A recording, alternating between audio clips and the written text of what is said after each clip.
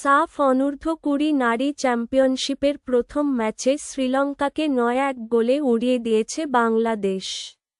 শুক্রবার, ১১ই জুলাই, ঢাকার কিংস অ্যারেনায় ম্যাচের প্রথম মিনিট থেকে দাপট দেখিয়ে গোল উৎসব করেছে মেয়েরা। বাংলাদেশ ৯ গোলের ৬টিই করেছে ম্যাচের দ্বিতীয়ার্ধে। ম্যাচের শুরু থেকেই আধিপত্য দেখায় বাংলাদেশ। দ্বিতীয় মিনিটেই ফ্রি কিক থেকে অসাধারণ এক গোল করে স্বাগতিক দলকে এগিয়ে দেন স্বপ্না রানী। চতুর্থ মিনিটে বাঁ প্রান্ত দিয়ে ঢুকে ব্যবধান দ্বিগুণ করেন মুনকি আক্তার।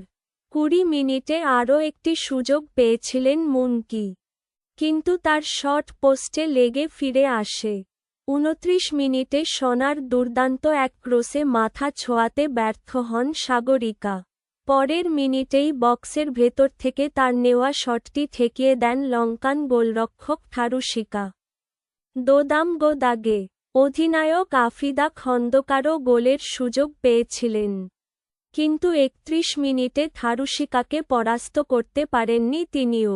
৩৩ মিনিটে উমেলা মারমার নিখুঁত পাশেও গোল পাননি সাগরিকা।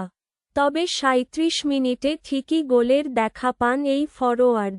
শিখার ক্রস ঠেকাতে এগিয়ে আসেন লঙ্কান গোলরক্ষক থারুশিকা, কিন্তু তার পায়ের ফাঁক গোলে বল চলে যায় সাগরিকার কাছে।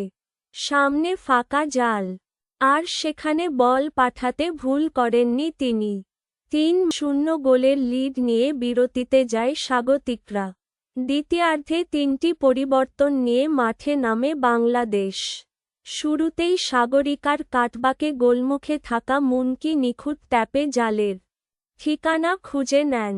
এরপরই অধিনায়ক আফিদাকে তুলে রুমা আক্তারকে মাঠে নামান কোচ পিটার বাটলার। ৫০তম মিনিটে বাঁ দিক থেকে আসা একটি ক্রস দারুণ প্লেসিং শটে জালে জড়ান সিনহা জাহান শিখা। বড় জয়ের পথে আরও এক ধাপ এগিয়ে যায় স্বাগতিকরা। ৫৩ মিনিটে একক প্রচেষ্টায় বক্সে ঢুকে নিচু শটে ব্যবধান বাড়ান সাগরিকা।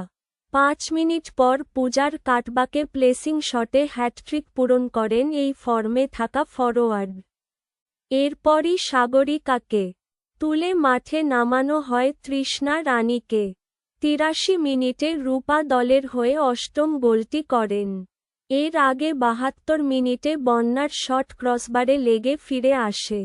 একটু পর মুনকিকে তুলে কানন রানীকে মাঠে নামানো হয়। ৮৫তম মিনিটে বক্সের জটলার ভেতর থেকে নিজের দ্বিতীয় গোলটি করেন রূপা। উল্লেখ্য, সাফ অনূর্ধ্ব-২০ নারী চ্যাম্পিয়নশিপে স্বাগতিক বাংলাদেশের সঙ্গে টুর্নামেন্টে খেলছে শ্রীলঙ্কা, নেপাল ও ভুটান।